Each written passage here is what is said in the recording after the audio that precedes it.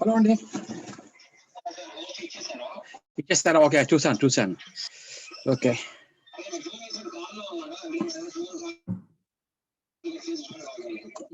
No problem. సరే అండి. అది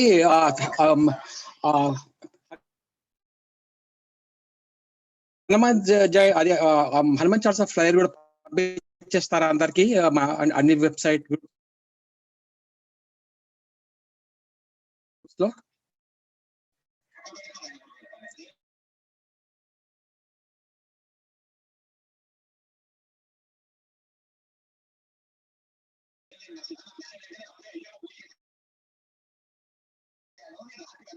అదే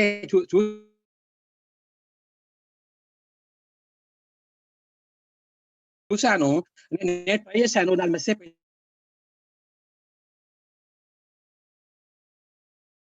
అనమాట, పెట్టే కానీ మిస్ అయిపోయింది.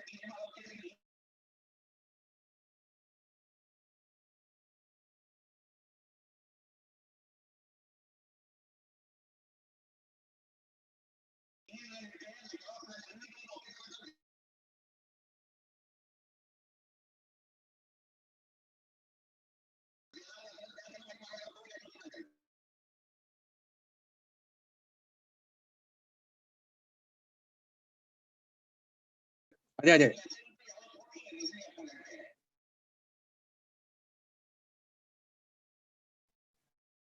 అవును.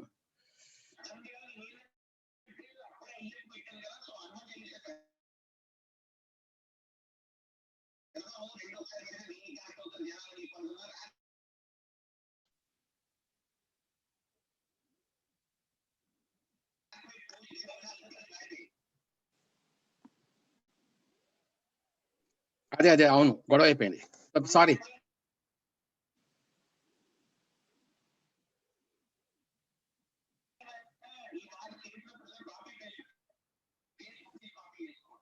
ఓ, అదే. అవును, కరెక్ట్.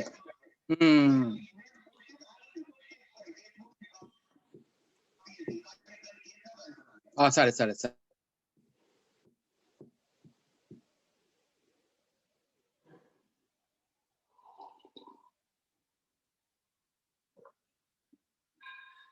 సరే, అవును, అది నా అంత మెస్. అవును, కరెక్ట్.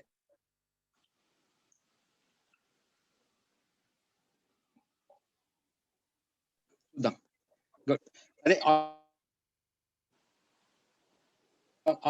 ఒకళ్ళే సెటప్ చేశారని వరి అవుతున్నారు మా వాళ్ళందరూ.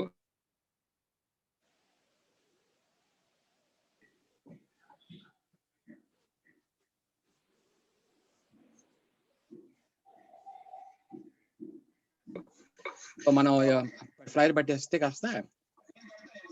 యా, సరే. Okay.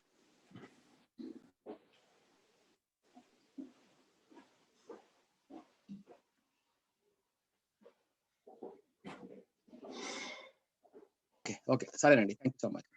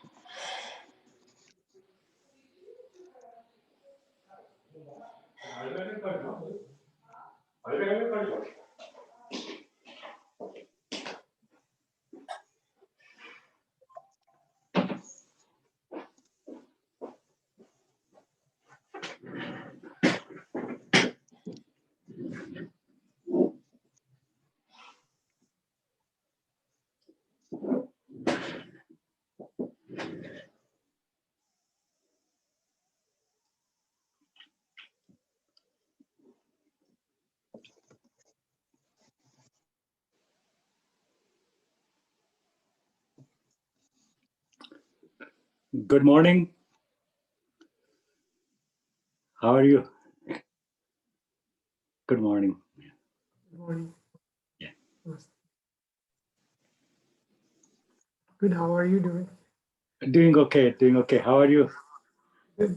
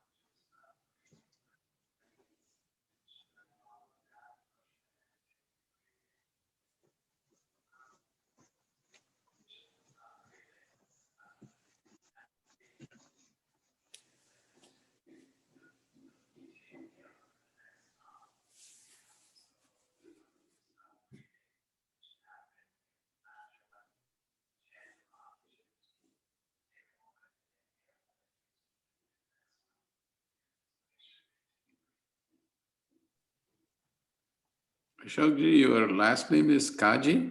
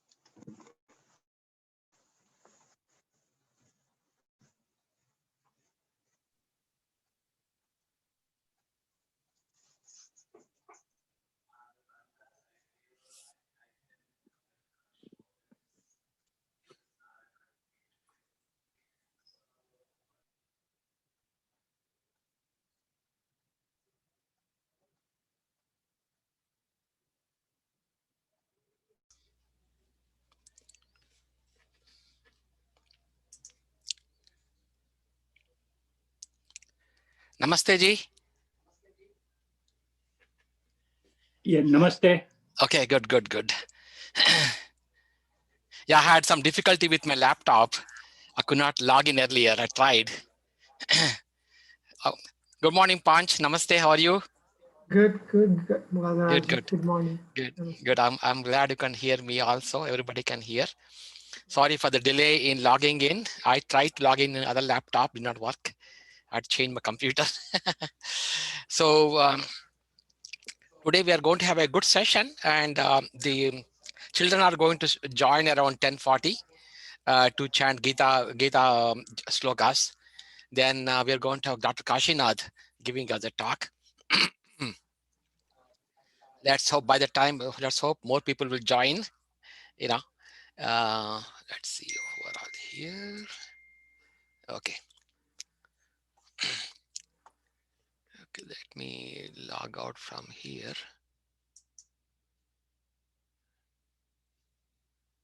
I'm in two computers. Okay.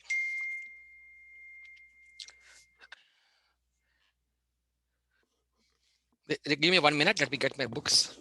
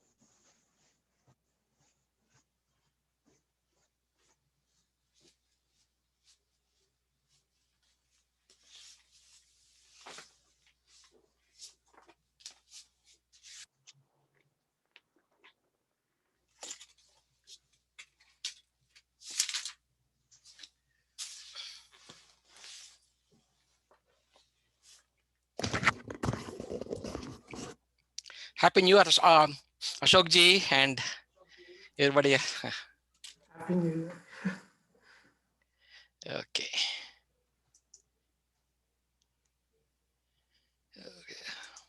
My image is there. So let's start with 3 ohms, and then we will do the jhana slokas, followed by Panch will be doing the yeah, yoga and meditation session.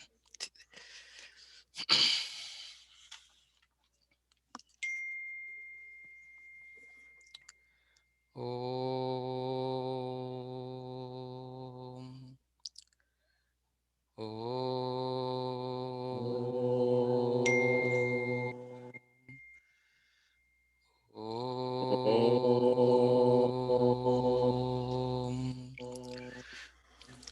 Shuklam Varadharam Vishnum Shashivarnam Chaturbhujam Prasannavadanam Dhyayet Sarva Vighnopashantaye.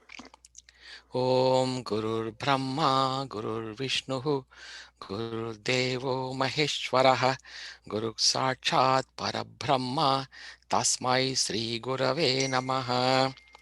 Om Akhanda Mandalakaram Vyaptam Yena Characharam Tatpadam Darshitam Yena Tasmai Sri Gurave Namaha. Om Sarva Mangala Mangalye Shive Sarvarthi Sadhake Sharanye Triambake Devi Narayani Namostute. Om Sharanagata Dinartha Paritrana Parayane Sarvasyati Hare Devi Narayani Namostute. Om Asatoma Sadgamaya Tamasoma Jyotirgamaya Mrityorma Amrutangamaya. Om Shanti Shanti Shanti. Hari Om.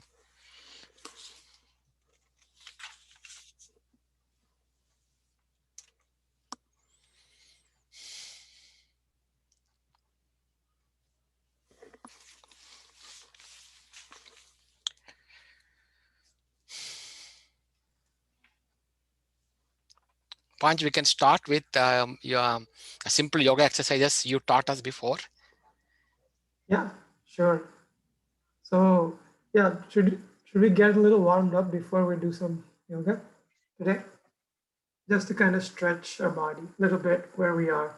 So we can start with neck rotations. So to do it, basically, let's take a deep breath in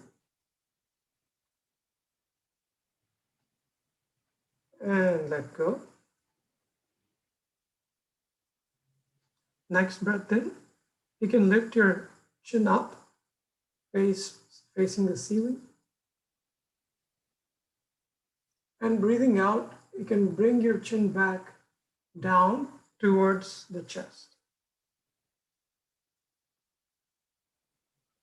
And breathing in, rotate your head to the right side and up. And breathing out to the left and down.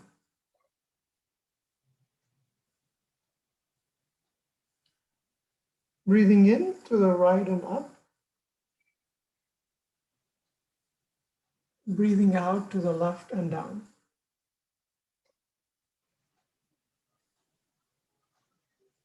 Continue. Breathing in to the left and up, and breathing out to the right, to the left and down.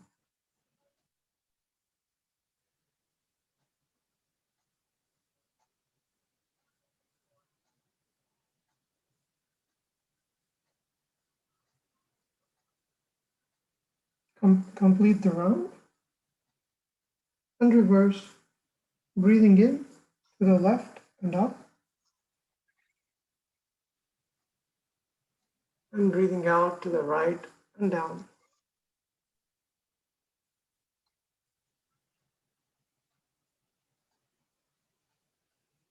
You feel any tension while you're doing any spot, you can hold that spot and breathe in and out in that position.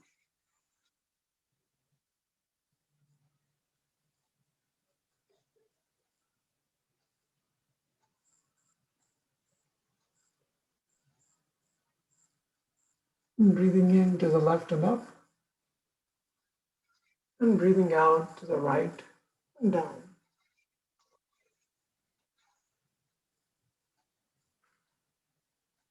And you can complete the round and relax. Let's do some shoulder rotations. So breathing in, we'll bring our shoulders up all the way as far as we can. Try to touch it to our ears. And while you breathe out, bring it back towards to the bottom. Breathing in towards the front and up. And breathing out towards the back and down. In towards up and out towards the back and down. And continue.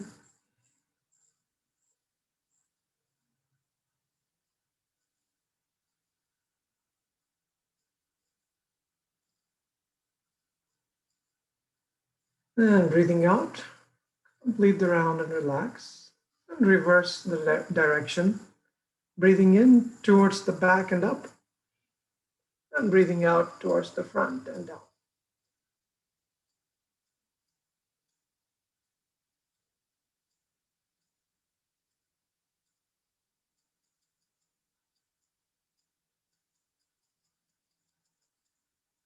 Back and up.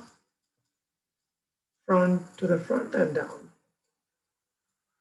And complete the round and relax. You can shake up your hands and loosen up your body a little bit. And we'll do a couple of breathing techniques. Today we'll do a breathing technique called the straw breath.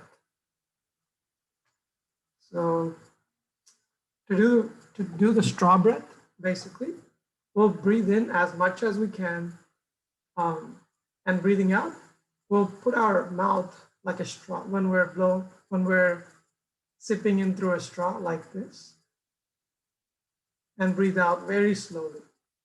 So let's do it together. So breathe in. Expand your chest, breathing as much as possible. Expand your shoulders. And breathing out, breathe out as if you're breathing out through a straw. Very slowly and gently.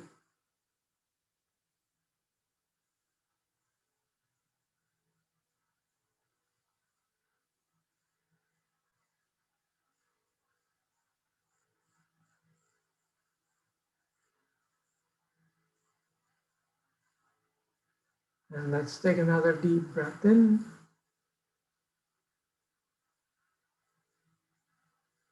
And breathe out through the straw, slowly as possible.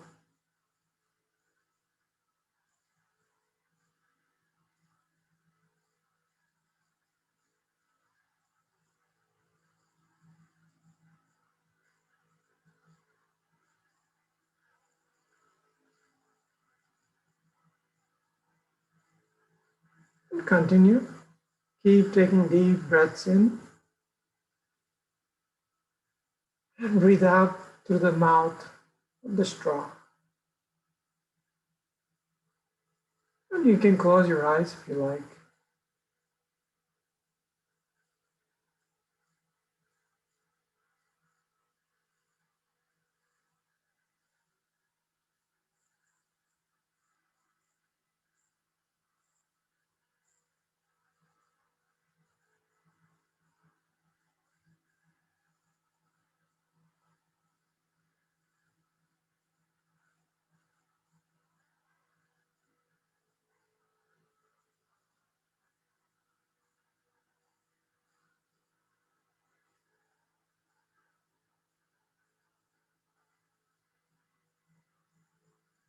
One more last breath in.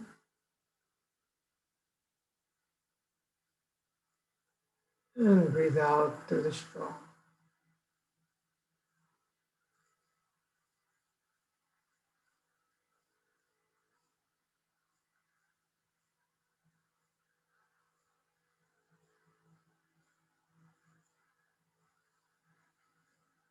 Feel your body relaxing,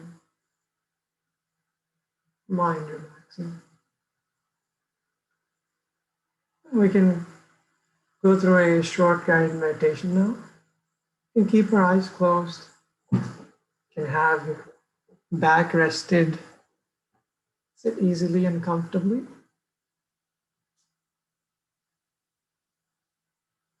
And with a big smile on the face, just take another deep breath in.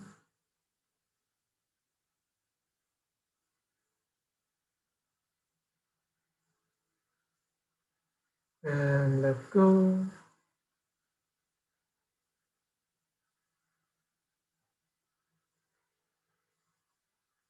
Take another deep breath in.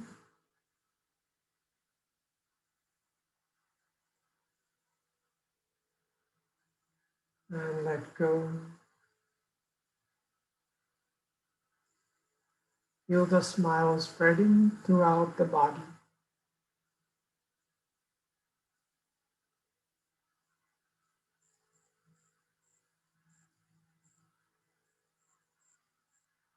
Breathe in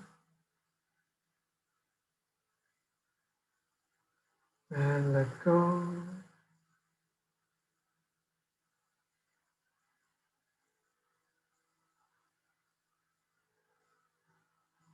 Listen to the noises around you.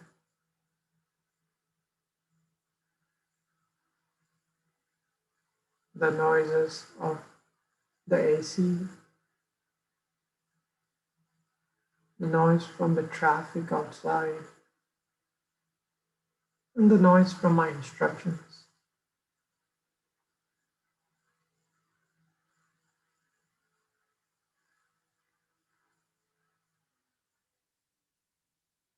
Listen to all of the noises.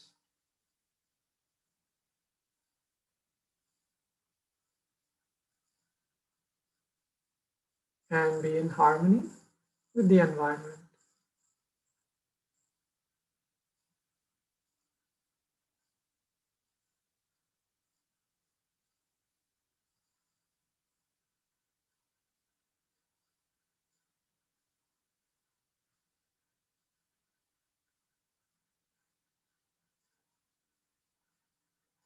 Take a deep breath in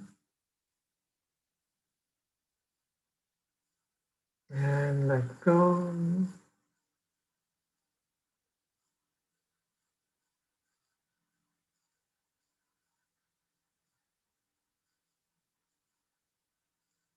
Become aware of your physical body.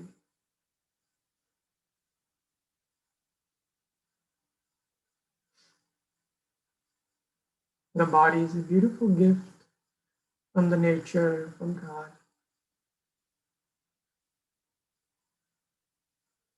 Honor and respect your body very dearly.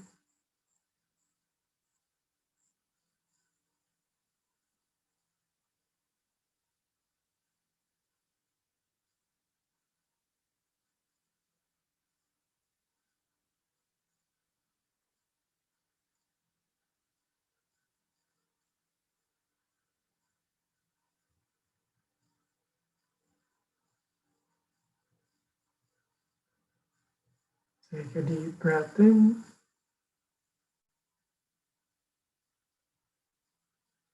and let go.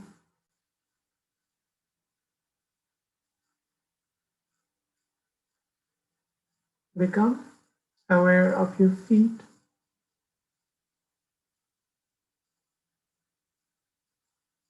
legs, knees,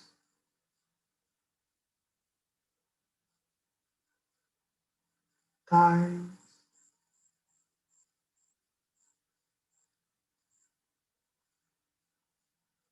hips,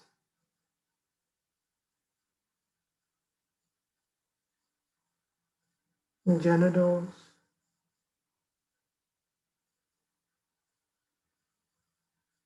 abdomen,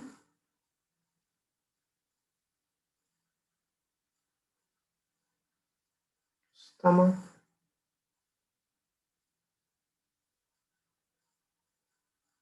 chest,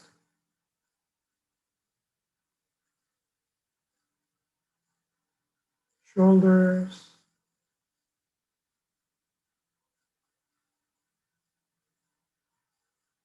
arms and hands,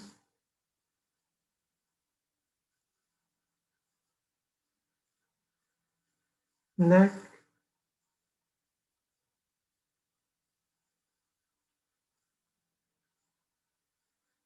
face, Hold on, I lost my phone.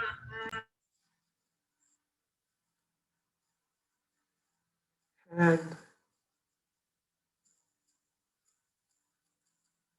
and the whole body.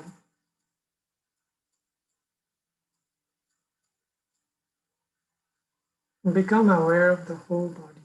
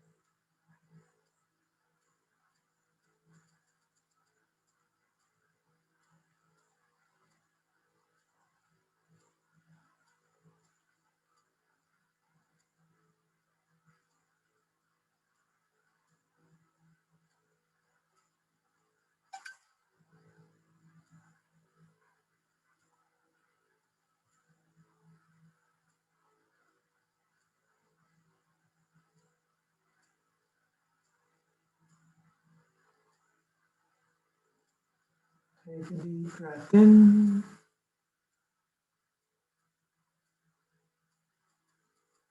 and let go.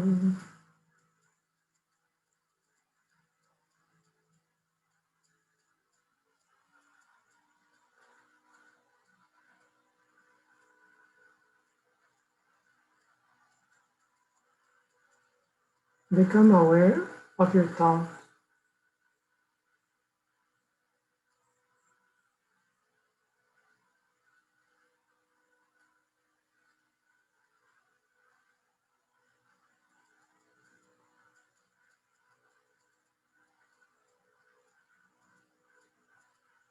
Whether good thoughts or bad thoughts.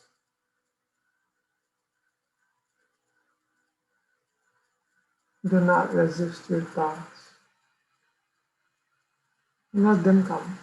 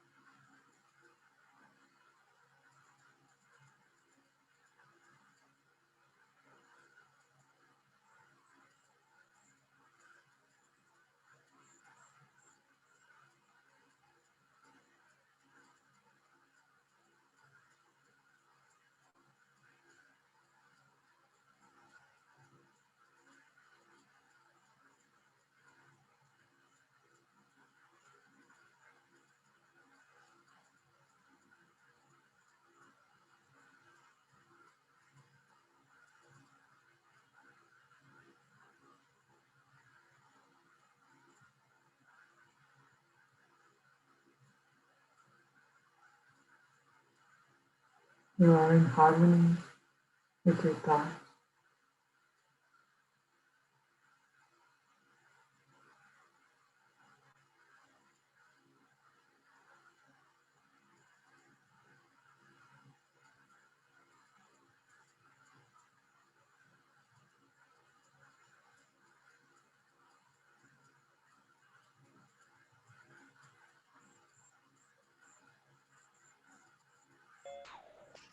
Take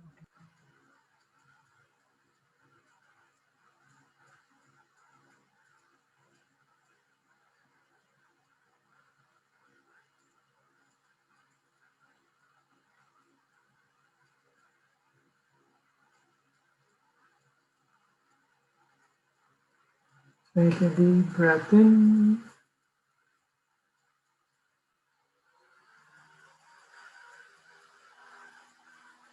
and let go.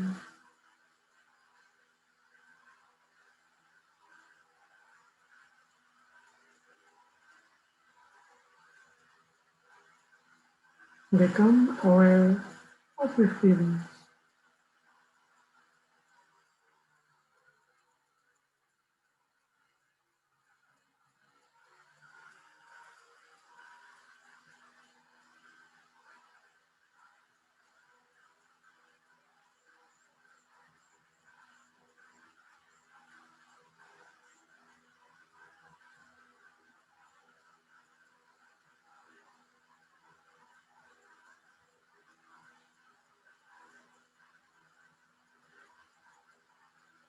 Whether pleasant feelings or unpleasant. Let them be as they are.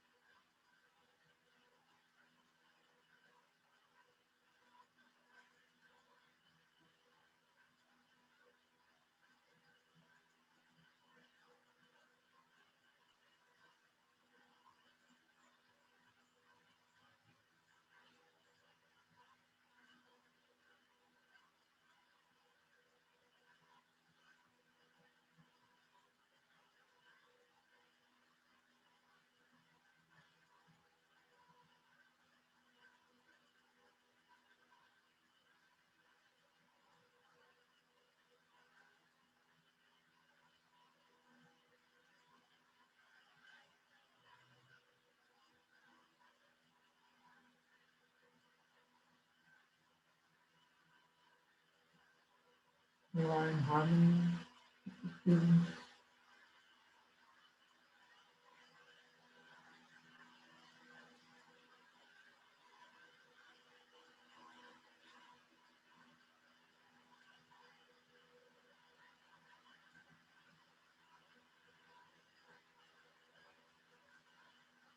Breathe in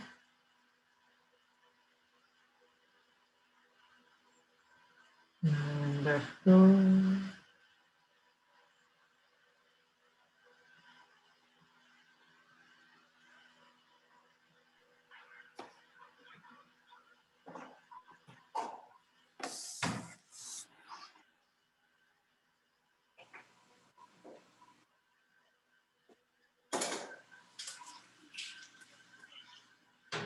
You are peace.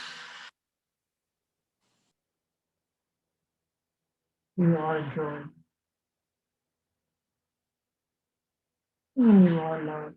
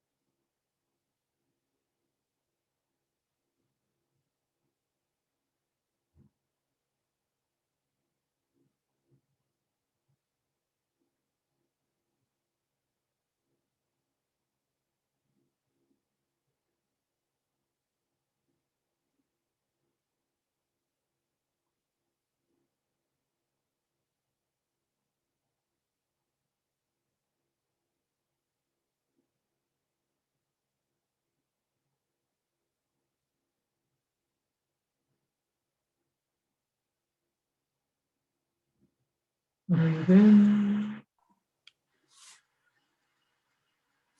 and breathe out.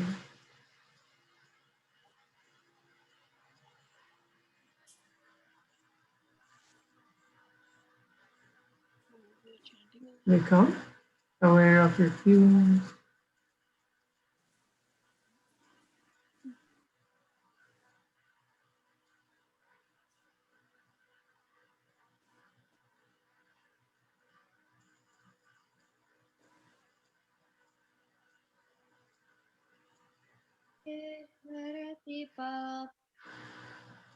Become aware of your thoughts.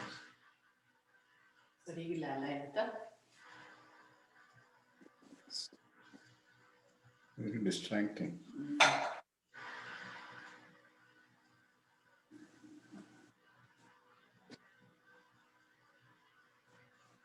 Become aware of your physical body and the environment around you.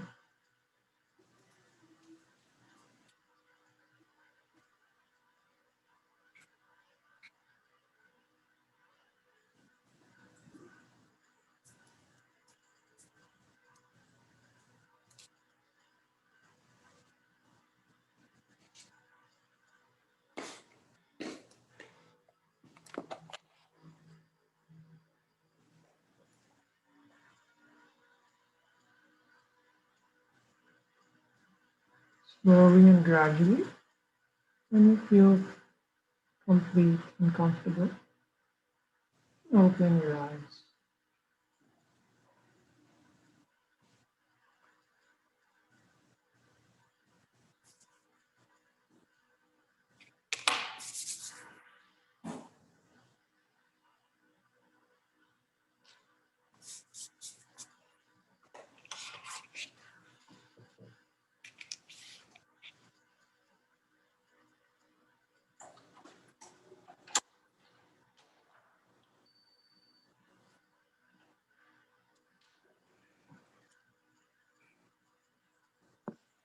Yes. Thank you. Thank you. Very nice Yes. meditation. Thank you very much, Panch. Thank you very much. You're welcome. Hari Thank Om. you. Hari Om. Over to you, Madhuraj. Thank you, Panch, for coming and guiding us to the meditation session. Thank you for your time, and we enjoyed it. Very relaxing. We'll see you next time again. Yes, Thank you of very course. much. And you can stay online if you want to listen to Gita slokas, and then we're going to have a good lecture by Dr. Sri Kasinath. He's Okay. going to talk about Dharma, the only way. That's what his topic is.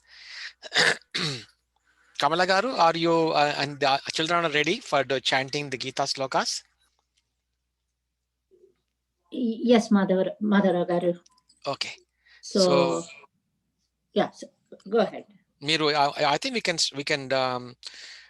we have 20 minutes time. Okay. Yeah, we will. If you till if you think 11:05. Yeah, we can till 11:05 we can continue chanting. So whatever chapters you think good, I mean, you can me chant, me plan chant. Yeah, actually, as you said, like we have taken 3 chapters, the Okay. Dhyana Shlokas, chapter 1 and chapter 12, and Okay, we have assigned it to the students. So, Krishna, are you there? Yes. Okay, Nana, you can start chanting the Dhyana Shlokas. Okay. Om Shri Paramatmane Namaha Atha Gita Dhyana Shlokaha Om Parthaya Pratibodhitam Bhagavata Narayanena Swayam Vyasena Grathitam Puranamunina मध्ये महाभारतम् अद्वैतामृतवर्षिणीं भगवतीम् अष्टादशाध्यायिनीम् अम्ब त्वामजगद्गुरोः त्वामनुसन्दधामि भगवद्गीते भवद्वेषिणीम् नमोऽस्तु ते व्यासविशालबुद्धे फुल्लारविन्दायतपत्रनेत्र येन त्वया भारततैलपूर्णः प्रज्वालितो ज्ञानमयः प्रदीपः प्रपन्नपारिजाताय स्तोत्रवेत्रैकपाणये ज्ञानमुद्राय कृष्णाय गीतामृतदुहे नमः वसुदेवसुतं देवं कंसचाणूरमर्दनं देवकी परमानन्दं कृष्णं वन्दे जगद्गुरुं भीष्मद्रोणतथा जयद्रथजला गान्धारनीलोत्पला शल्यग्राहवती कृपेण वहने कर्णेन वेलाकुला अश्वत्थामविकर्णघोरमकरा दुर्योधनावर्तिनी सोत्तीर्णा खलु पाण्डवैर्नदी कैवर्तकः केशवः पाराशर्यवचः सरोजममलं गीतार्थगन्धोत्कटम् नानाख्यानककेसरं हरिकथा सम्बोधनाबोधितम् लोके सज्जनषट्पदैरहरहः पेपीयमानं मुदा भूयाद्भारतपङ्कजं कलिमल प्रध्वंसि नः श्रेयसे मूकं करोति वाचालं पङ्गुं लङ्घयते गिरिं यत्कृपातमहं वन्दे परमानन्दमाधवम् शान्ताकारं भुजगशयनं पद्मनाभं सुरेशं विश्वाधारं गगनसदृशं मेघवर्णं शुभाङ्गं लक्ष्मीकान्तं कमलनयनं योगिहृद्ध्यानगम्यम् वन्दे विष्णुं भवभयहरं सर्वलोकैकनाथं यं ब्रह्मा वरुणेन्द्ररुद्रमरुतः स्तुन्वन्ति देव्यैस्तवैः वेदैः साङ्गपदक्रमो पनिषदैः गायन्ति यं सामगाः ध्यानावस्थिततद्गतेन मनसा पश्यन्ति यं योगिनः यस्यान्तं न विदुःसुरासुरगणाः देवाय तस्मै नमः नारायणं नमस्कृत्य नरं चैव नरोत्तमम् देवीं सरस्वतीं व्यासं ततो जयमुदीरयेत् सच्चिदानन्दरूपाय कृष्णायाक्लिष्टकारिणे नमो वेदान्तवेद्याय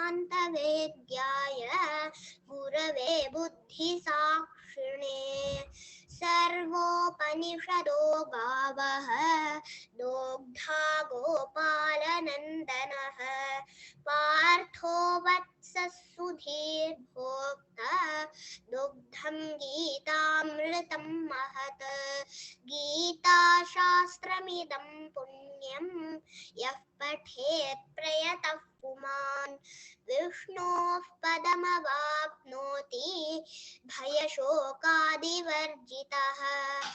एकं शास्त्रं देवकी पुत्रगीतम् एको देवो देवकी पुत्र एव एको मन्त्रस्तस्य नामानि यानि कर्माप्येकं तस्य देवस्य सेवा ॐ श्रीकृष्णाय परमात्मने नमः। Thank you, Krishna. That was Adya, beautiful. Adya and Sukrita, can you continue with chapter 1? ॐ श्री परमात्मने नमः। अथ प्रथमोऽध्यायः अर्जुन विषाद योगः। धृतराष्ट्र उवाच धर्मक्षेत्रे कुरुक्षेत्रे समवेतायुयुत्सवः मामकाः पाण्डवाश्चैव किमकुर्वत सञ्जय। सञ्जय उवाच दृष्ट्वा तु पाण्डवानीकं व्यूढं दुर्योधनस्तथा आचार्यमुपसङ्गम्य राजा वचनमब्रवीत् पश्यैतां पाण्डुपुत्राणाम् आचार्यमहतीं चमूं व्यूढां द्रुपदपुत्रेण तव शिष्येन धीमता अत्र शूरा महेश्वासाः भीमार्जुनसमायुधि युयुद्धानो विराटश्च द्रुपदश्च महारथः धृष्टकेतुश्चेकितानः काशीराजश्च वीर्यवान् पुरुजित् कुन्तिभोजश्च शैब्यश्च नरपुङ्गवः युधामन्युश्च विक्रान्तः उत्तमौजाश्च वीर्यवान् सौभद्रो द्रौपदेयाश्च सर्व एव महारथाः अस्माकं तु विशिष्टाये तान् निबोधद्विजोत्तम नायका मम सैन्यस्य संज्ञार्थं तां ब्रवीमि ते भवान् भीष्मश्च कर्णश्च कृपश्च समितिञ्जयः अश्वत्थामा विकर्णश्च सौमदत्तिस्तथैव च अन्ये च बहवः शूराः मदर्थे त्यक्तजीविताः नानाशस्त्रप्रहरणाः सर्वे युद्धविशारदाः अपर्याप्तं तदस्माकं बलं भीष्माभिरक्षितं पर्याप्तं त्विदमेतेषां बलं भीमाभिरक्षितम् अयनेषु च सर्वेषु यथा भागमवस्थिताः भीष्ममेवाभिरक्षन्तु भवन्तः सर्व एव हि तस्य सञ्जनयन् हर्षं कुरु वृद्धः पितामहः सिंहनादं विनद्योच्चैः शङ्खं दद्मो प्रतापवान् ततः शङ्खाश्च भैर्यश्च पणवाणकगोमुखाः सहसैवाभ्यहन्यन्त सशब्दस्तु मुलोऽभवत् ततः श्वेतैर्हयैर्युक्ते महति स्यन्दने स्थितौ माधवः पाण्डवश्चैव दिव्यौ शङ्खौ प्रदध्मतुः पाञ्चजन्यं ऋषिकेशः देवदत्तं धनञ्जयः पौण्ड्रं दध्मौ महाशङ्खं भीमकर्मा वृकोदरः अनन्तविजयं राजा कुन्तीपुत्रो युधिष्ठिरः नकुलः सह देवश्च सुघोषमणिपुष्पकौ काश्यश्च परमेश्वासः शिखण्डी च महारथः धृष्टद्युम्नो विराटश्च सात्यकिश्च पराजितः द्रुपदो द्रौपदेयाश्च सर्वशः पृथिवीपते सौभद्रश्च महाबाहुः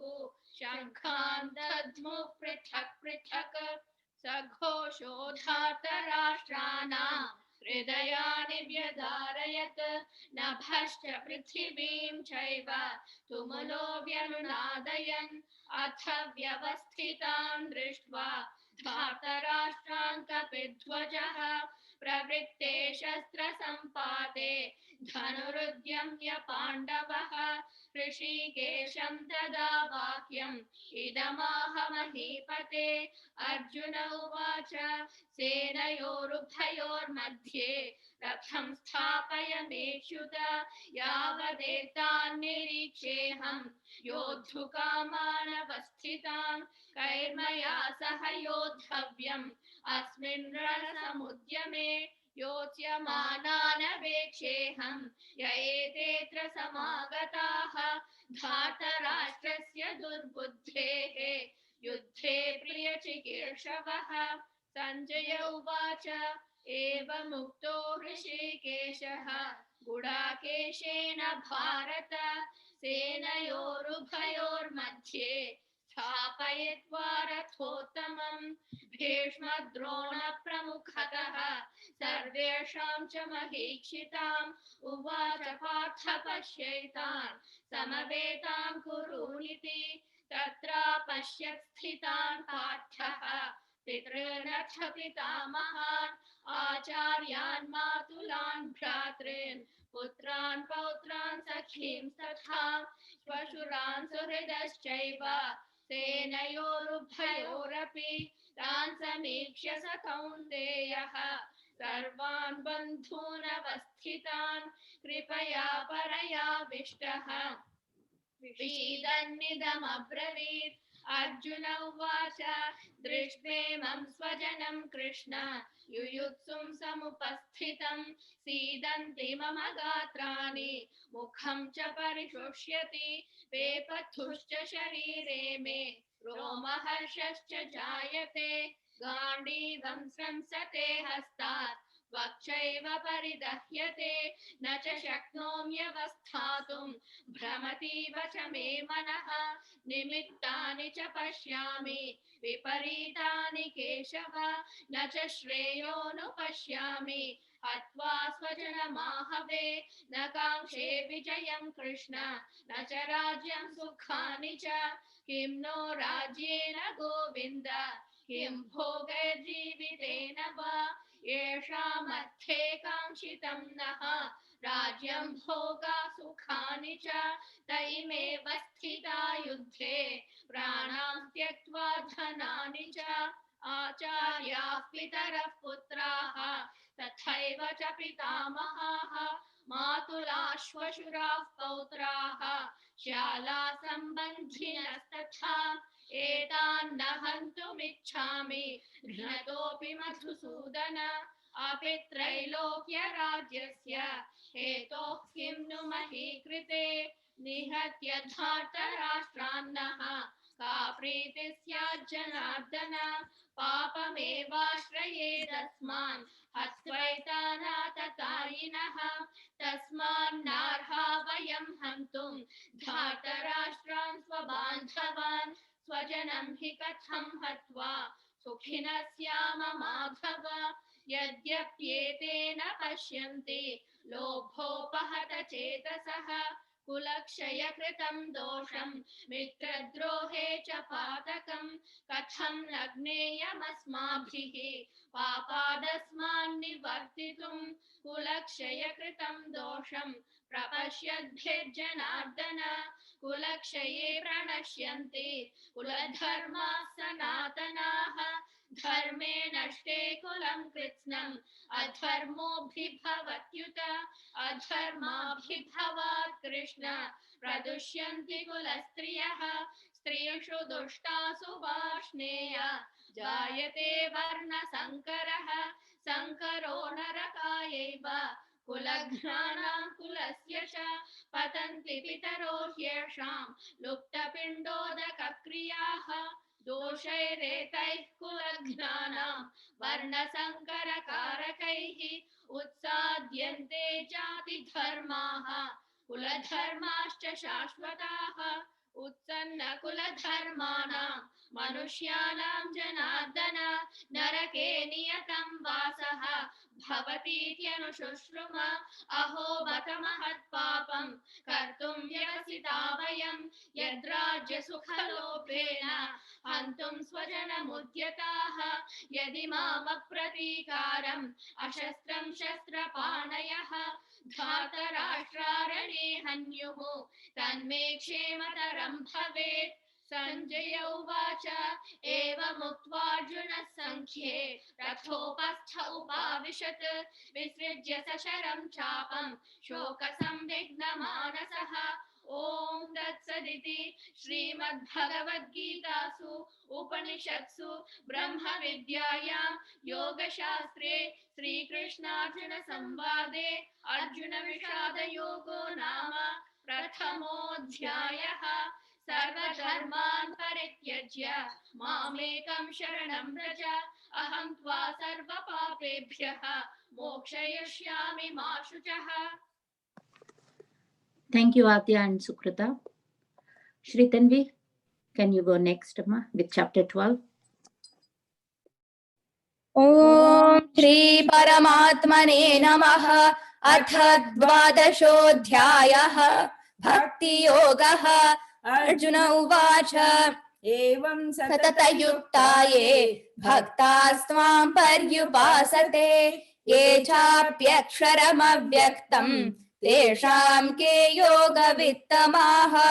श्रीभगवानुवाच मय्यावेश्य मनो ये मां नित्ययुक्ता उपासते श्रद्धया परयोपेताः ते मे युक्ततमामताः ये त्वक्षरमनिर्देश्यम् अव्यक्तं पर्युपासते सर्वत्र गमचिन्त्यं च कूटस्थमचलं ध्रुवं सन्नियं येन्द्रियग्रामं सर्वत्र समबुद्धयः ते प्राप्नुवन्ति मामेव सर्वभूतहिते रताः क्लेशोऽधिकतरस्तेषाम् अव्यक्तासक्तचेतसाम् अव्यक्ता हि गतिर्दुःखम् देहवद्भिरवाप्यते ये तु सर्वाणि कर्माणि मयि सन्न्यस्य मत्पराः अनन्येनैव योगेन मां ध्यायन्त उपासते तेषामहं समुद्धर्ता मृत्युसंसारसागरात् भवामि न चिरात् पार्थ मय्यावेशितचेतसाम् मय्येव मन आधत्स्व मयि बुद्धिं निवेशय निवसिष्यसि मय्येव अत ऊर्ध्वं न संशयः अथ चित्तं समाधातुं न शक्नोषि मयि स्थिरम् अभ्यासयोगेन ततः मामिच्छाप्तुं धनञ्जय अभ्यासेऽप्यसमर्थोऽसि मत्कर्म परमो भव मदर्थमपि कर्माणि कुर्वन् सिद्धिमवाप्स्यसि अथैतदप्यशक्तोऽसि कर्तुं मद्योगमाश्रितः सर्वकर्मफलत्यागं ततः कुरु यतात्मवान् श्रेयो हि ज्ञानमभ्यासात् ज्ञानात् ध्यानं विशिष्यते ध्यानात् कर्मफलत्यागः त्यागात् शान्तिरनन्तरम् अद्वेष्टा सर्वभूतानां मैत्रः करुण एव च निर्ममो निरहङ्कारः समदुःखसुखः क्षमी सन्तुष्टः सततं योगी यतात्मा दृढनिश्चयः मय्यर्पितमनो बुद्धिः यो मद्भक्तः स मे प्रियः यस्मान्नो द्विजते लोकः लोकान्नो द्विजते च यः हर्षामर्षभयोद्वेगैः मुक्तो यः स च मे प्रियः अनपेक्षः शुचिर्दक्षः उदासीनो गतव्यथः सर्वारम्भ परित्यागी यो मद्भक्तः स मे प्रियः यो न हृष्यति न द्वेष्टि न शोचति न काङ्क्षति शुभाशुभ परित्यागी भक्तिमान् यः स मे प्रियः समशत्रौ च मित्रे च तथा मानापमानयोः शीतोष्णसुखदुःखेषु समः सङ्गविवर्जितः तुल्यनिन्दास्तुतिर्मौनी सन्तुष्टो येन केनचित् अनिकेतस्थिरमतिः भक्तिमान् मे प्रियो नरः ये तु धर्म्यामृतमिदं यथोक्तं पर्युपासते श्रद्धाना मत्परमाः भक्तास्तेतीव मे प्रियाः ॐ तत्सदिति श्रीमद्भगवद्गीतासु उपनिषत्सु ब्रह्मविद्यायां योगशास्त्रे श्रीकृष्णार्जुनसंवादे भक्तियोगो नाम द्वादशोऽध्यायः सर्वधर्मान् परित्यज्य मामेकं शरणं व्रज अहं त्वा सर्वपापेभ्यः मोक्षयिष्यामि मा शुचः. Thank you, Shri Tanvi and Jayanti Garu. Thank you, everybody. Thank you, everyone who chanted today, all the children, and thank you, Kamalaji and Jayanti Garu for coordinating. And I request all of you who are now online to stay for a wonderful lecture by Sri Kashinath Garu, because Gita talks about, Krishna talks about dharma. So what is dharma? The Sri Kashinath Garu is going to give in a very simple words what is dharma, which is important for all of us who are trying to learn the lessons of Krishna in understanding his teachings. So Kashinath Garu is going to talk about his topic is on dharma, the one and only instrument for dharma. So Kashinath Garu, please. Thank you for accepting an invitation and giving us your talk today. Thank you, sir. I'm really privileged to be among you. Before we start, I want to say how beautiful the diction was and the recitation of Gita was, and also how many of you children have already committed to your memory. This is absolutely impressive.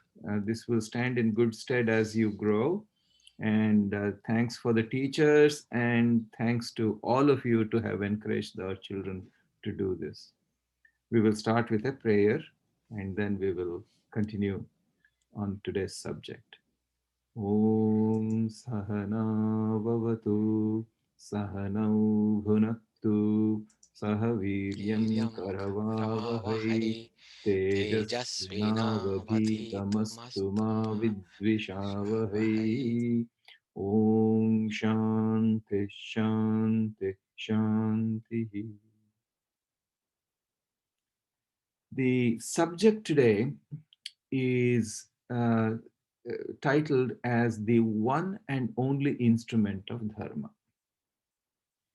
Unlike other religions, especially Abrahamic religions, we in Hinduism consider human birth as a very sacred one, a highly fortunate circumstance when we have taken birth in this form, as with body, mind, and intellect and spirit.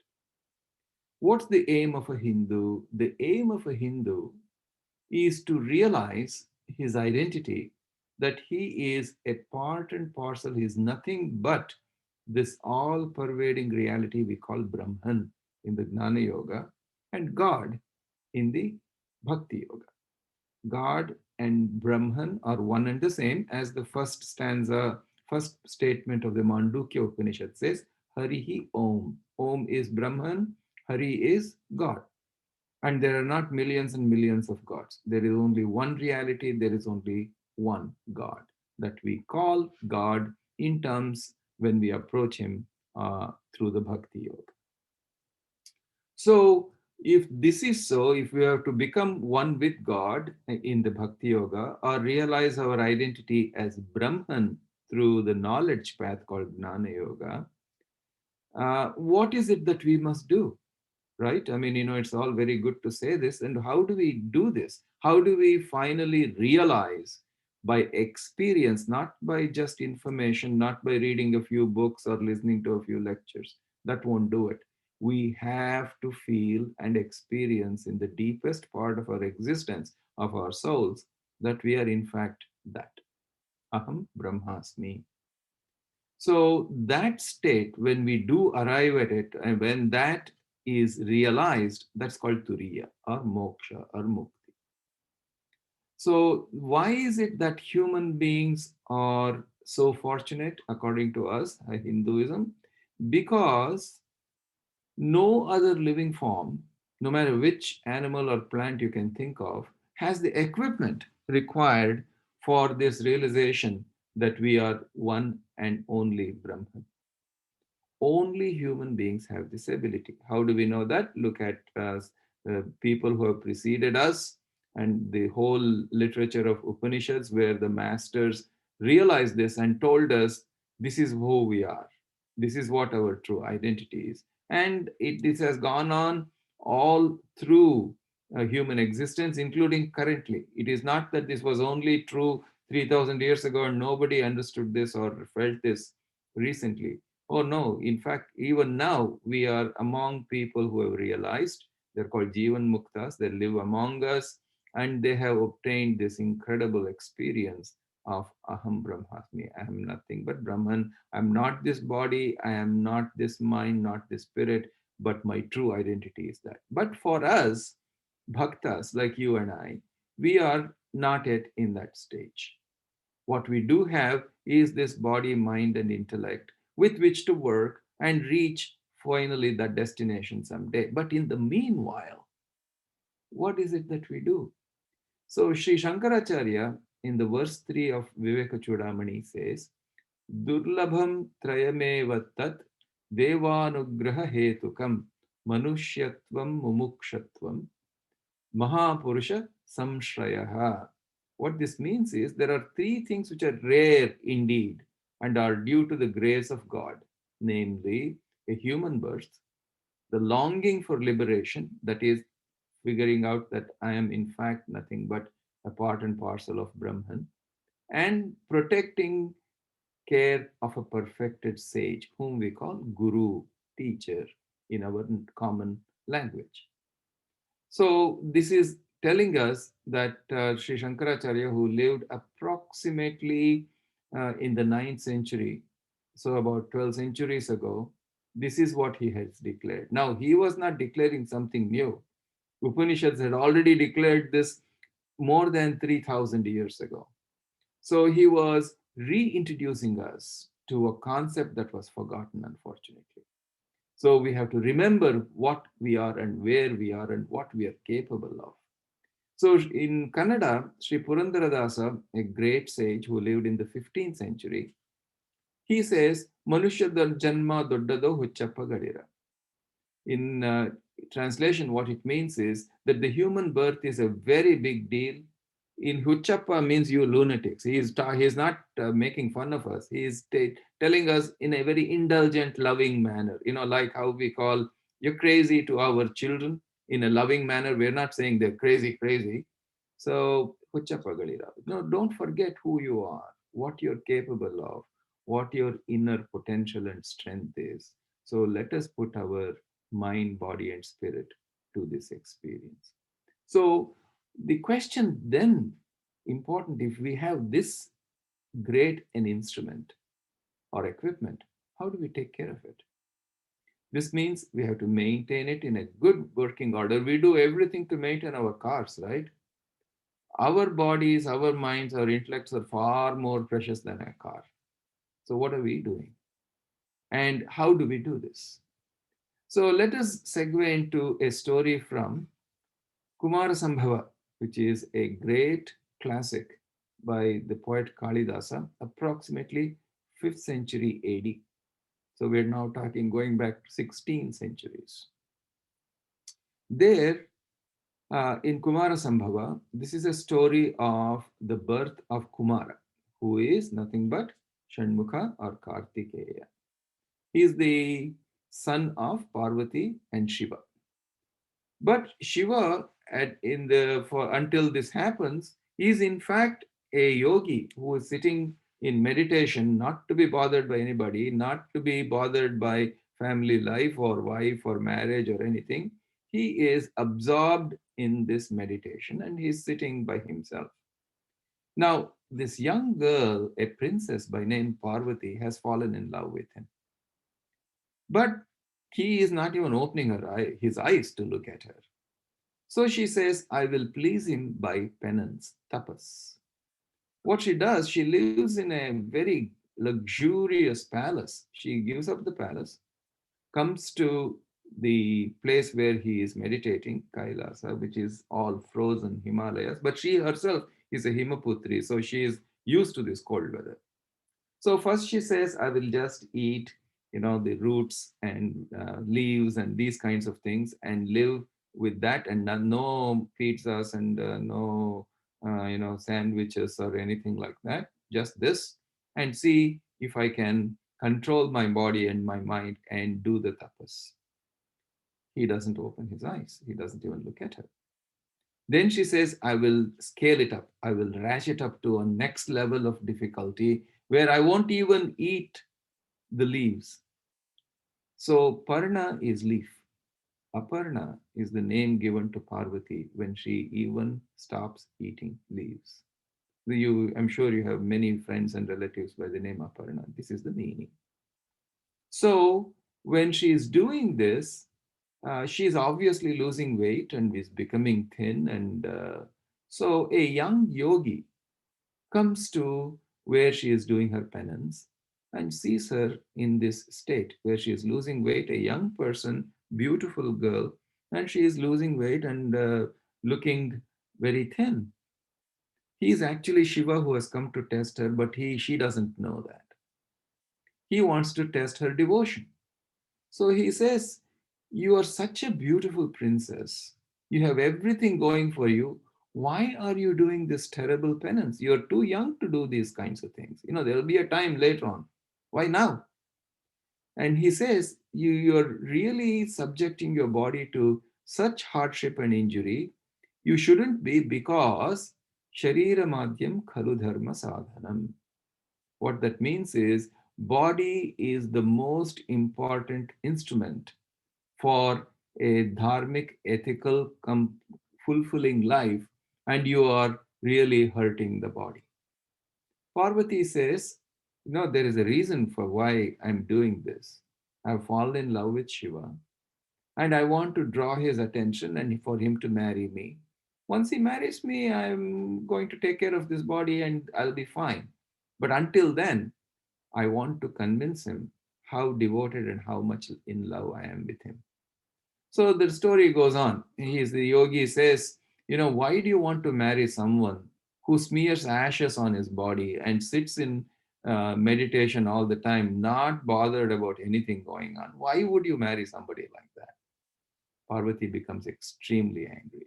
How dare you talk about Shiva, my object of my attention, my love, my heart, the desire of my heart? That way, she very angrily tries to leave the presence of this yogi. He then reveals us to his true identity and says, I'm yours forever. So this is where our topic comes from. Sharira Madhyam Khalu Dharma Sadhanam. That is, our body, mind, and intellect are the equipment that we have been born with and gifted with. These are the only things we have in order to lead an ethical life, a dharmic life, which is what's called dharma, and also go on a journey to identify ourselves with the all-pervading reality called Brahman. So what does taking care of ourselves mean? So first and foremost, we have to realize that taking care of ourselves is not a selfish thing. Why? Because you can say, after all, you're putting yourself as something to pay attention to. Isn't that being selfish? No, it's not. We have to be healthy in order to be of service to our family, to our community, to our country, and the world at large. If we are sick, we won't be able to do any of this. Otherwise, if we don't take care of ourselves, we fall sick. That way, now we are giving others a problem rather than helping them. For example, it's particularly important now at the time of COVID. I'm sure you've all seen and read how we are running out of resources. In United States, the richest country in the history of humanity, we're running out of resources. We don't have enough hospital beds. We don't have enough doctors, nurses, and the ancillary staff who take care of patients when they fall sick. So we have to make sure that we don't fall sick and then start drawing on the very resources which are already scanty. Now, this means it's not just preventing us from getting COVID. I'm talking about preventing us from falling sick at all due to any, even non-COVID illnesses. So how do we do that? What is it that I can do to do this? To be a part of the solution, not a part of the problem. This requires an approach to body health, mental health, and spiritual health. And they're not separate from each other, mind you. They're all interconnected. They're all in one significant network. Let's start with body health, the physical body.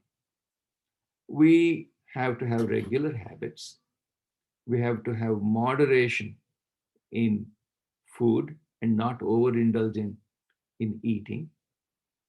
Because when we fall sick, I'm a physician, I'm a doctor, so I can tell you from my experience, and one doesn't have to be a doctor to appreciate these things. There are two reasons why somebody falls sick. One is genetics, what we are inherited as DNA and genes from our parents. The second is the environment and what we do. Now, all of us, including the youngest child here, it's already too late to go back and choose your parents. You can't do that. It's over. When we're born with the genes we're born with, and that's it. We cannot correct a saying going back to my mother and say, can you alter the gene for this particular protein so I can live healthily? No, it's already what it is. But we can do something about what we do. What do? We have nutrition. We have exercise in terms of taking care of the body. The nutrition, as you know, you look around, 68% of adults in the United States are overweight. And 1/3 of us fit the definition of obesity. What is so bad about this? The thing is, obesity itself leads to damage in the body, and it predisposes to a disease called type 2 diabetes. If we can help it, if we can control our weight by being regular and disciplined about what we eat, how much we exercise, so that the caloric intake that comes from what we eat is spent in exercise, then we are doing ourselves a big favor, as well as other families and other members of our family and the community.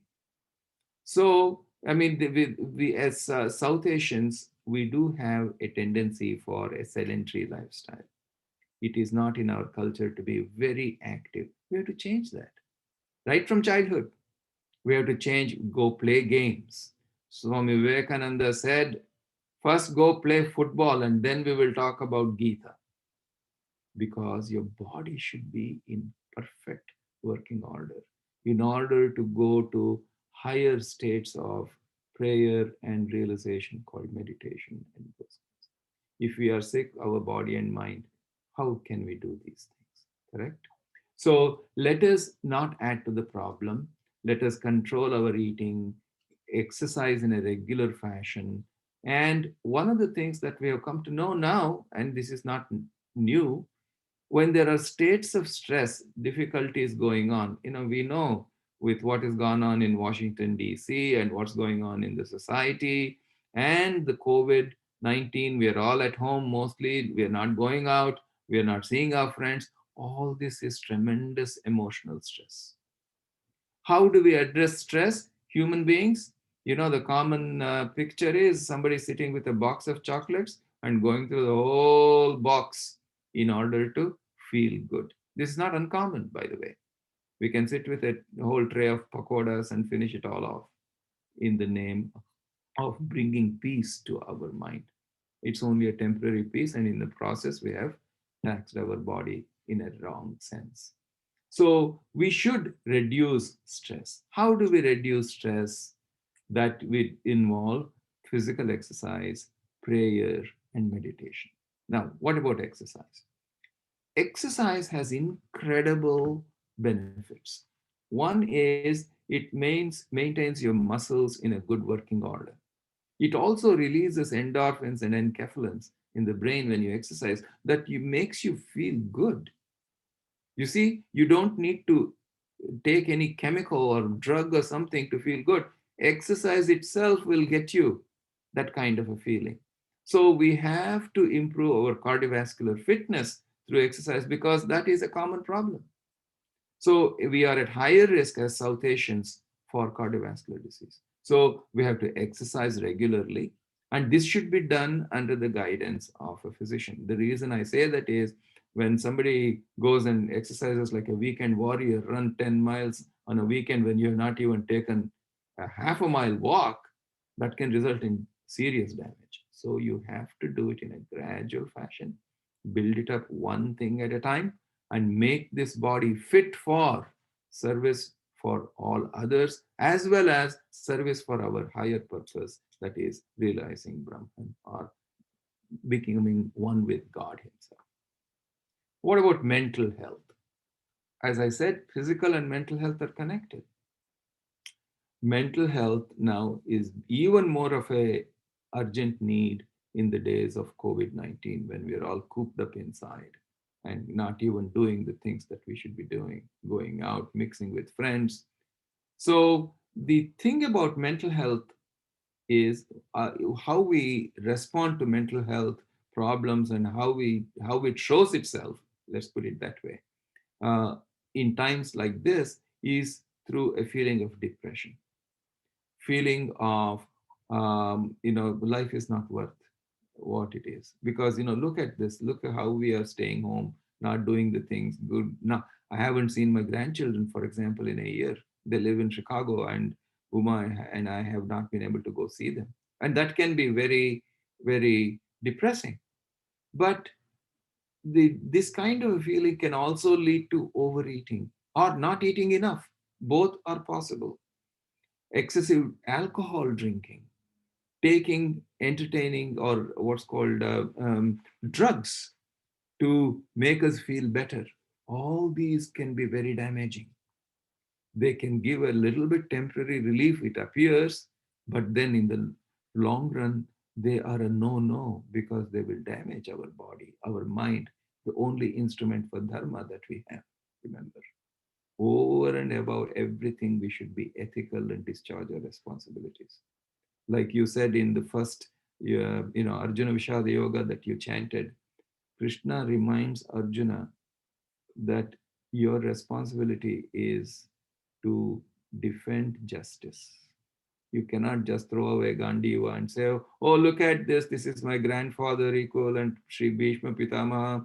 My cousins are all arrayed against me. How can I hurt them? I had rather go away and run away from the field of battle.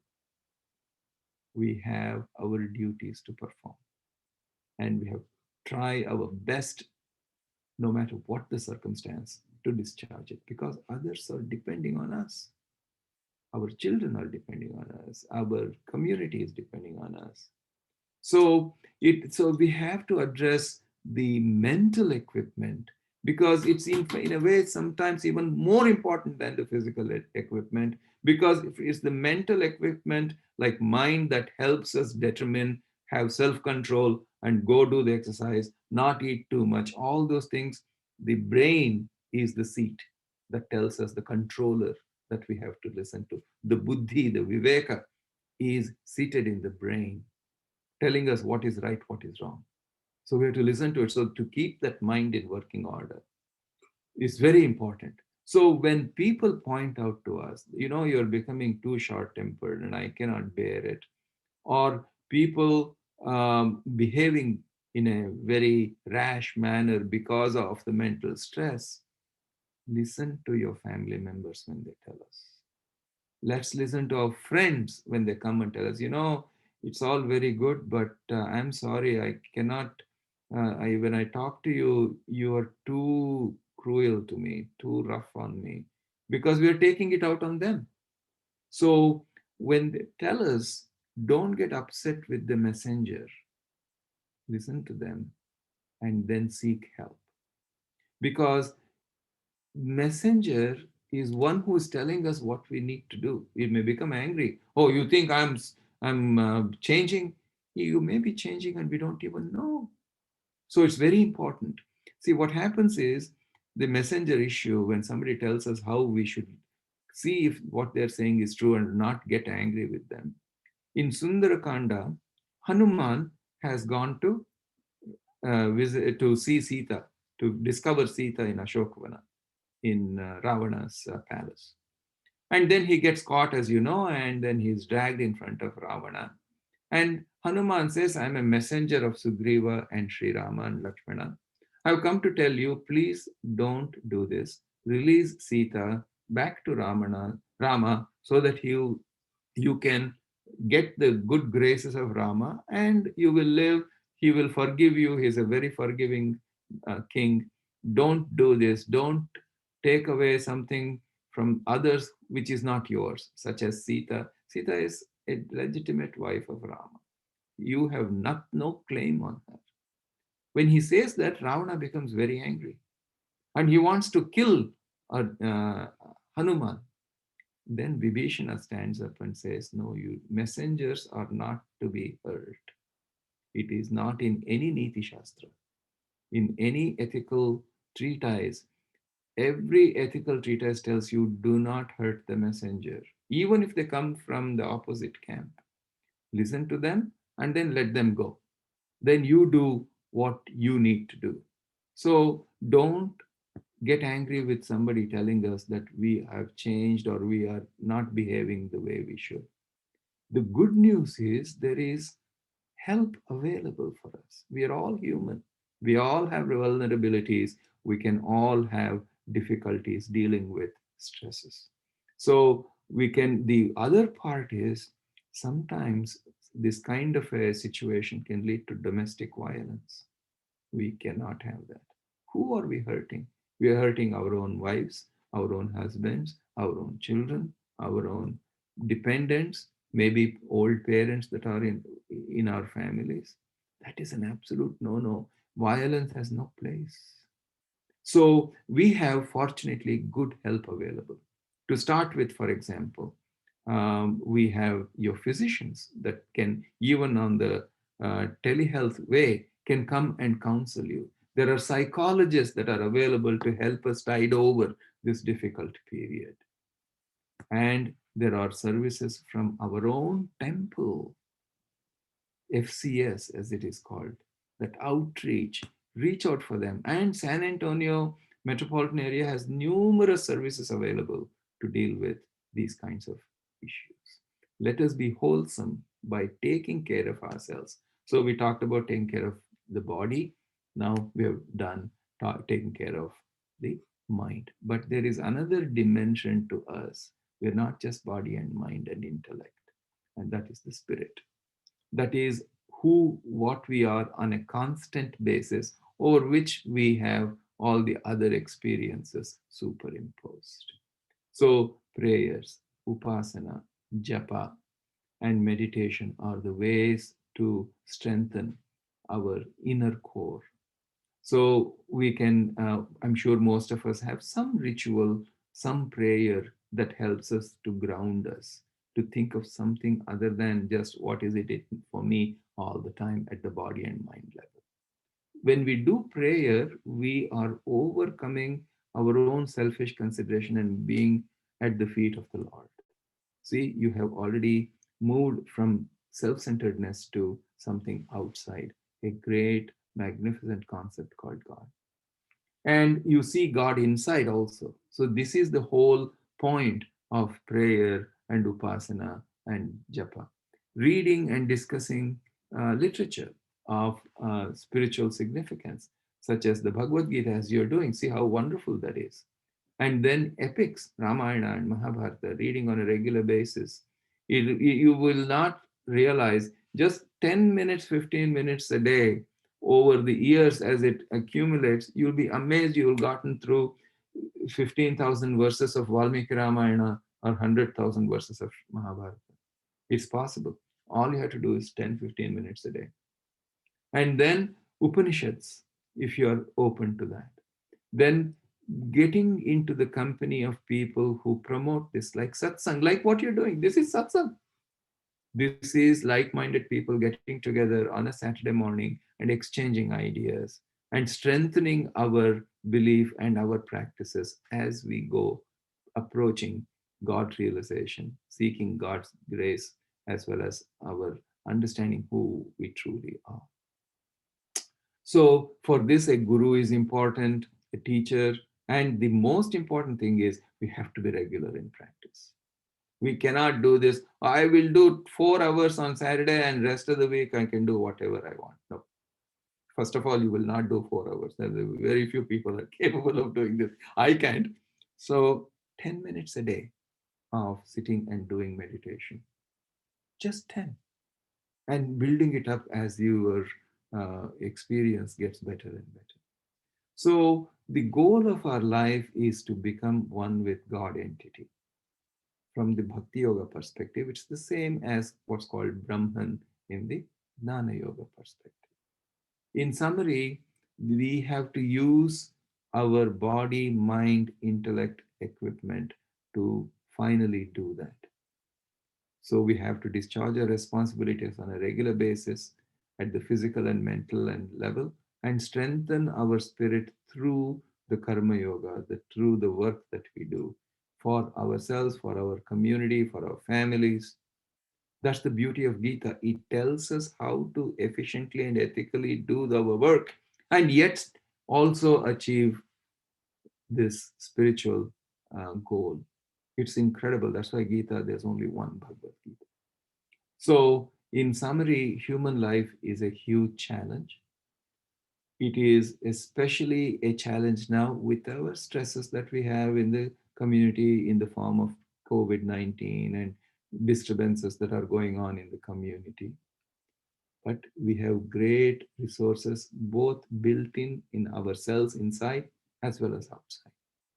So we have to integrate the resources of the body, mind, and spirit, guard them, keep them in good working order, so that we become a part of the solution and not be a part of the problem.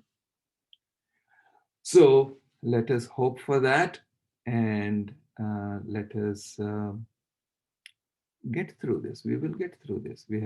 Humanity has gone through these things in various ways before. This is not going to, we are much, much greater than this. We have already the vaccine. We have ways to treat COVID, and we have other diseases also being taken care of. So let's do things to prevent rather than requiring. If it means that we need help, otherwise let's always be there.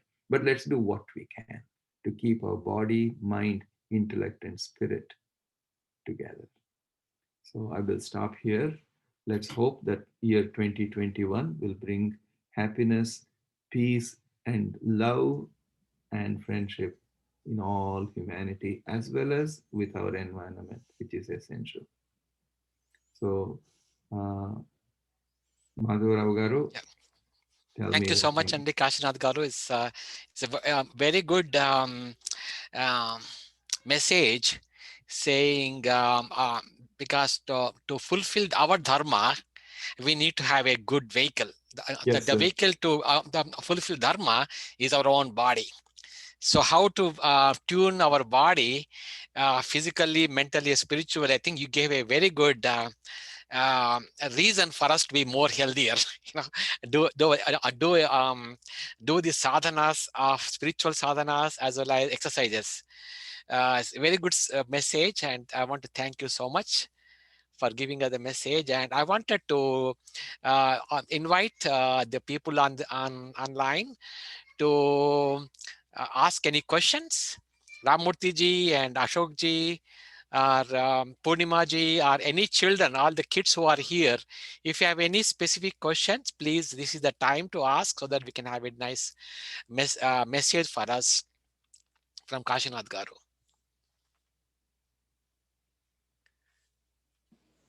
No, this was very nice, very nice. Thank you. Namaskar. Namaskar, sir. It was very beautiful. Thank you. Thank you, sir. Any specific comments, ji, Ramurthy ji? Okay. Krishna, do you have any question to uncle? Okay, okay. What did you learn from this talk? I know I'm putting you on spot, but okay. Purnima ji?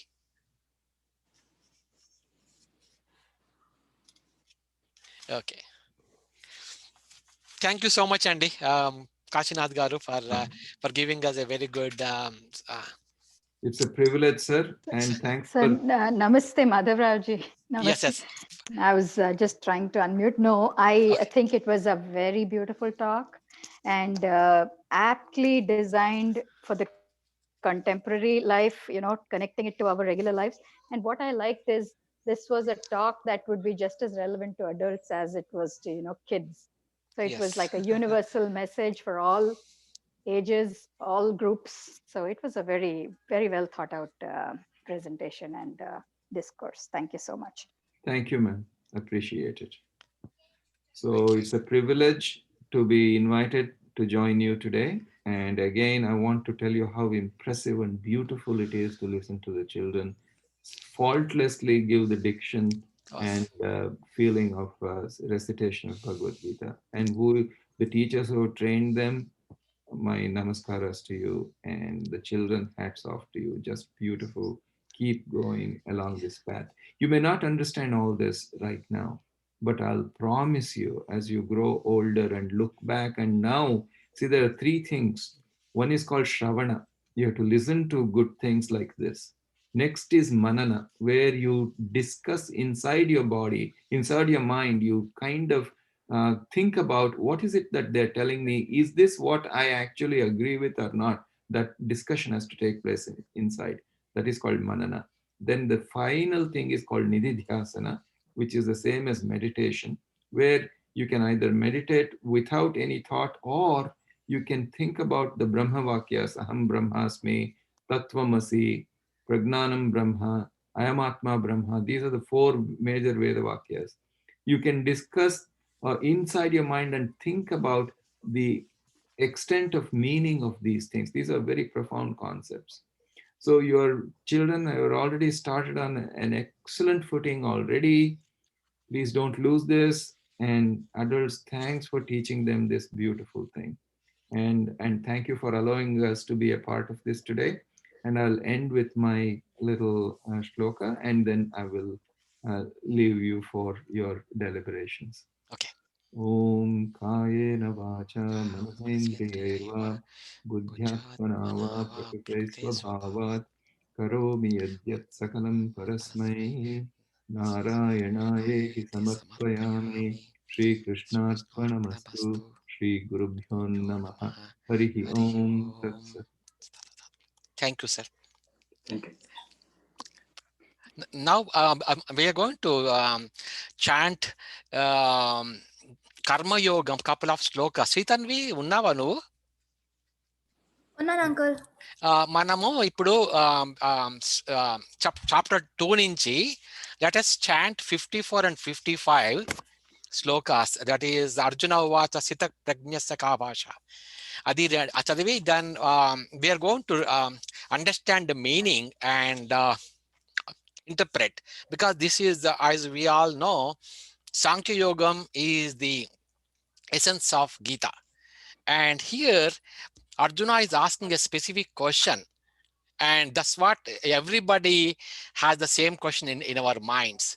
So let us chant those two slokas, 54 and 55. Let's see what Krishna asked and what Arjuna answered, what Arjuna asked and how Krishna answered. Those, let's look at 2 or 3 slokas. So we are Chetanvi is going to chant 54, 55, 56.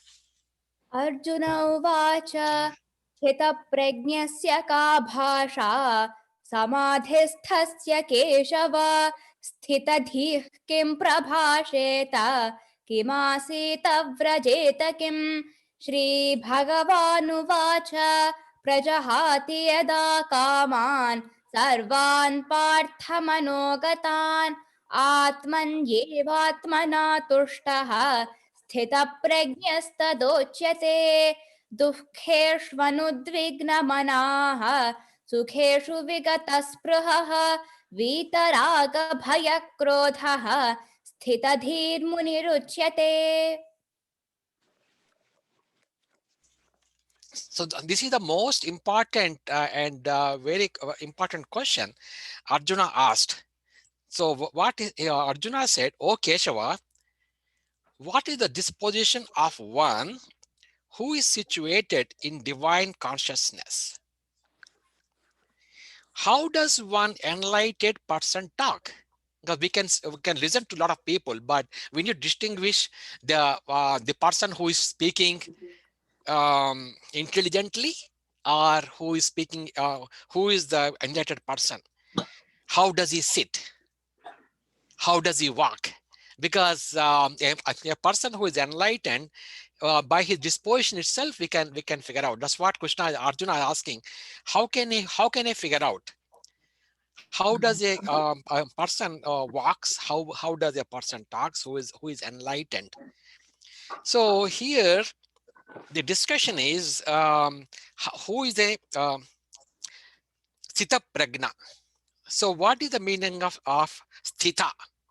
Means Sthita Pragna is one with steady intellect. Bhasha means talk. So the designation Sthita Pragna Samadhisthitaha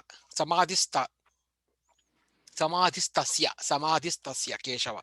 So situated in trance, applied in that. So having heard from Sri Krishna about the state of perfect yoga or samadhi, Arjuna asked this question. He wishes to know the nature of the mind of a person who is in this state. So Arjuna is asking Krishna, there are 16 questions overall in Gita. So in response, Sri Krishna is revealing the deepest secrets of Karma Yogam, Gnana Yogam, Bhakti Yogam. He's talking about all these yogas, in these 18 slokas, 18 chapters. He's going to talk about austerity, meditation, etc. So the 16 questions I described in this interpretation are: what is the disposition of one who is situated in divine consciousness? If you consider knowledge superior to fruitive works, then why do you ask me to wage this terrible war? So the other questions are being asked by Arjuna. And of course, Krishna is giving answers later on. So he's also asking, what is the fate of the unsuccessful yogi? And okay.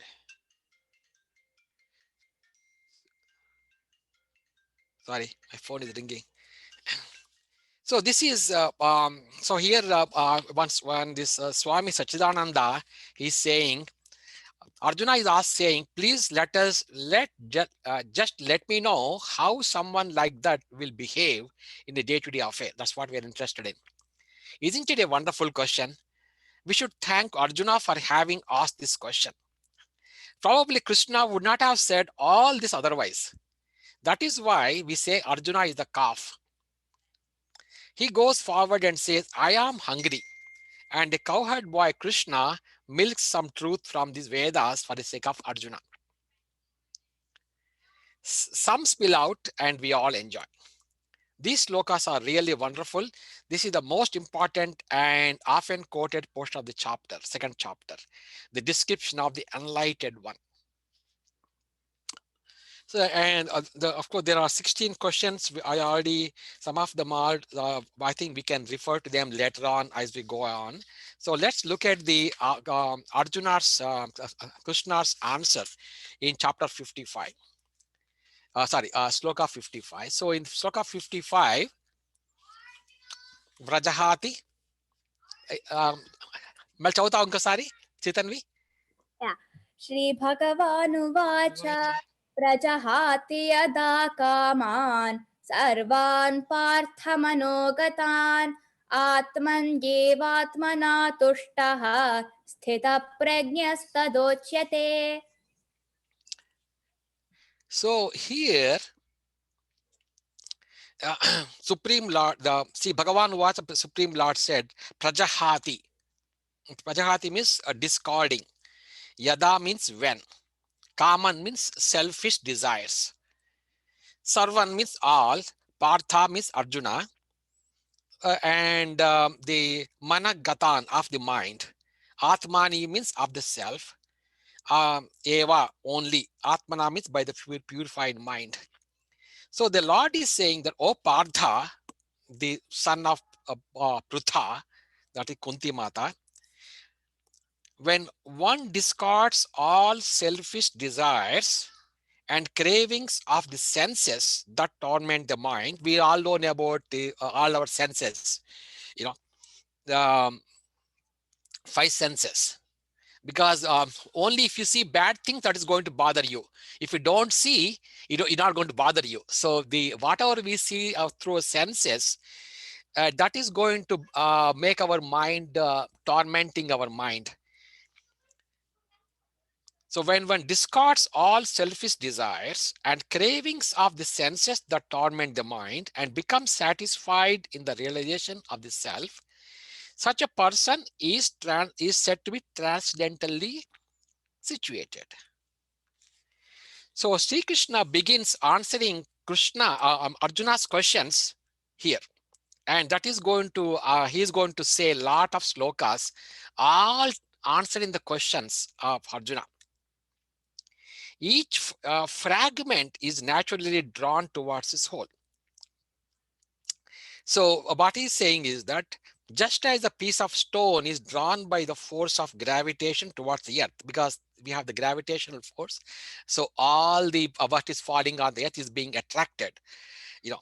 So similarly, all the souls are being attracted towards the God, because we are pieces of the, they are the part of the God, isn't it?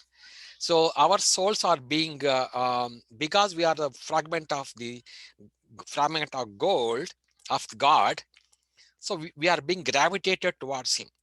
The individual soul is a fragment of God, who is infinite bliss.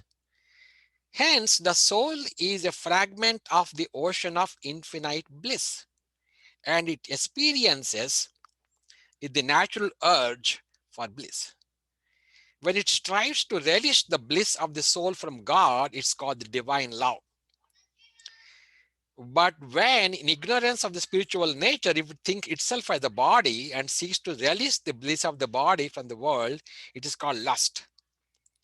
So don't look into the bodily love, but look for the divine love. That's for the love from the soul. That's what the important message we are getting from. Madhavrajji, can you Yes. backtrack 2 sentences and read from there again? Thank you. Okay, yes. So here, the commentator is saying that each fragment is naturally drawn towards its whole. Just as a piece of stone is drawn by the force of gravitation towards the earth. The individual soul is a fragment of God, who is infinite bliss. Hence, the soul is a fragment of the ocean of infinite bliss, and it experiences the natural urge for bliss. So our soul wants the bliss, but our body is preventing it because of our senses, because of our lust for the body and our, so so we need to discard those selfish desires and the cravings of the senses. If we don't do that, our soul will not uh, reach God. When it strives to release the bliss of the soul from God, it's called divine love. But when, in ignorance of this its spiritual nature, it thinks of itself as the body. This is what you wanted to understand, isn't it, Purnimaji? When in ignorance of his spiritual nature, it thinks of itself as the body, then and seeks to release the bliss of the body from the world. It's called lust. So this world has been called Mruga Trishna. This world is called Mruga Trishna. What is the Mruga Trishna means? This is the mirage seen by the deer. The sun rays reflecting on the hard desert sand create an illusion of water for the deer. It thinks that there is a water ahead of it and runs to quench its thirst. But the moment it runs towards the water, the more mirage fades away. Its dull intellect cannot recognize that it's running after the illusion. Let me share this document with you.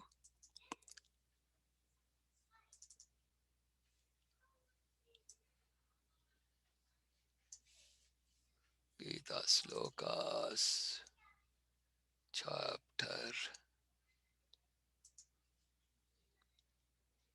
I mean, almost only 5 minutes time. Let's not bother about it. So see, it's the unfortunate deer keeps chasing the illusory water and dies of exhaustion in the desert sand. So similarly, the analogy is that if we keep on running after the illusions, we will not be good. So we should not go after the illusions.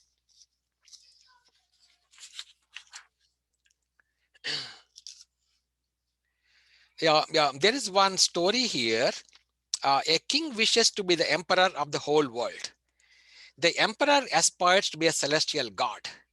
A celestial god seeks to be Indra, the king of heaven, and Indra desires to be Brahma, the secondary creator. So, the desires keeps on increasing. We want to become this, and once you gain that position, you want to become something else. You once you go to that one.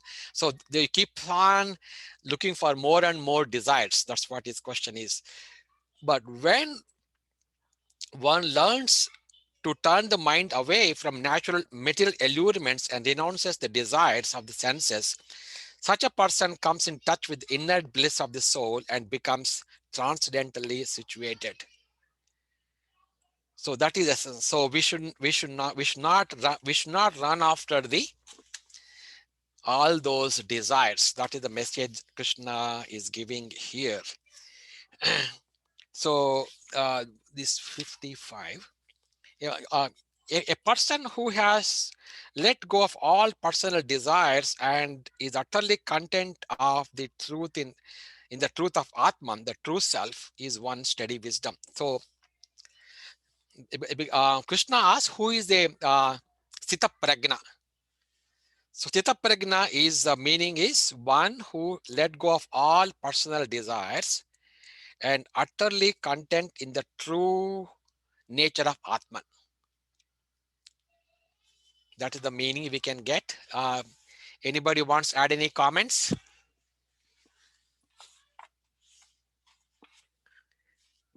Murthy ji, Purnima ji.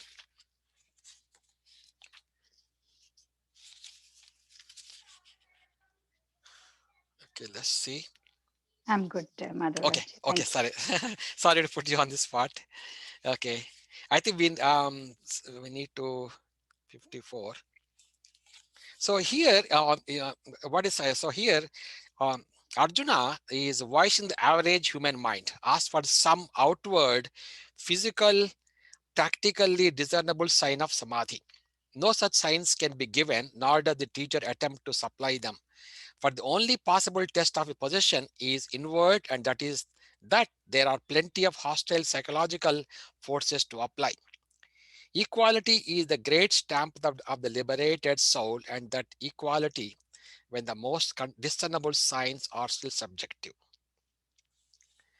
From next time onwards, I'll prepare myself better. I think I will prepare one document summarizing this meanings of couple of slokas so that we can share and discuss instead of all 25. So as you have realized, I'm changing the format a little bit here because of the this Zoom format, and I wanted to all of us listen from other speakers, as well as I don't know how you feel about it, Murthy ji.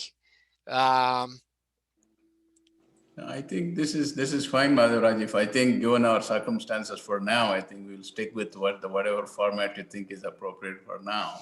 Okay. I think I'm hoping that someday in the near future we'll be able to get together in person and then we can Yeah. exchange. We also can do one thing. We can also, each one of us can take Yeah, we can do that. the sloka One 54, sloka. 55, 56. Mhm. So let's do our own studies Right. and search in all resources. Okay. So next week, for example, next time when we meet, for example, Ramurthy ji can I can do 56. interpret 55, chapter 55, and Purnima ji can talk 56, and Ashok ji can talk about 57. So you do all your search, from various resources, and let us share, all of us, to one another. How many minutes? How many minutes? So 10 minutes. 10 minutes. Okay. Yeah. Okay. 10 minutes each. Yeah, 10 minutes each. Madhavraj, so will we still go through that one document? Remember you shared with us where shloka by shloka there is meaning. Sure. Yeah. Let us not abandon that, because that it is like our we know where we are, at what point we are. Like we're not going all over the place. We're coming back to and going. We know that we are on track, right? Yeah. So what we did, I don't know if everybody agrees. Yes. So we completed up to 47. Yeah, we can give it. We can. Yeah. No, like you said, right? All the format is, you can get the speakers, everything, but let's not give up reading, Okay. 2, 3, 4 stanzas at a time, and then reading, each one of us reading through that meaning and then discussing, even if it is for even 15 minutes, 10 minutes, whatever, it definitely helps to internalize. I think we agree. Agree. Then we should keep that original format, whatever you have. And then in addition to that, if you want us to, as individuals contribute to the discussion.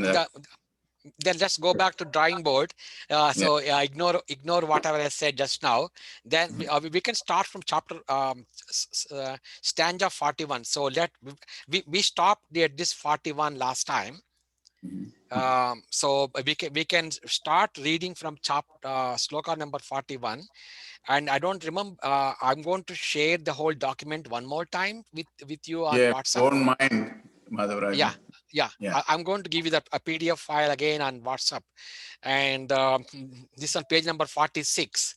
So we can start reading from chapter page number 46. That is stanza 41. Bhagavad Gita stanza 41. We'll start from there. Okay. So what you can do is that the same discussion what we had, same allotment. So 41, 42, 43, each one of us can take lead in reading the meanings of 41, 42, 43. So I'll take 41. Okay. And I'll take 43. I'll be doing so. I think Purnima ji, you do 42. Yeah, sure. Ramurthy, so I'm going to write down here. I'll take 41. 41. Purnima ji will take 42 and Ashok ji will take 43. Okay. ठीक है.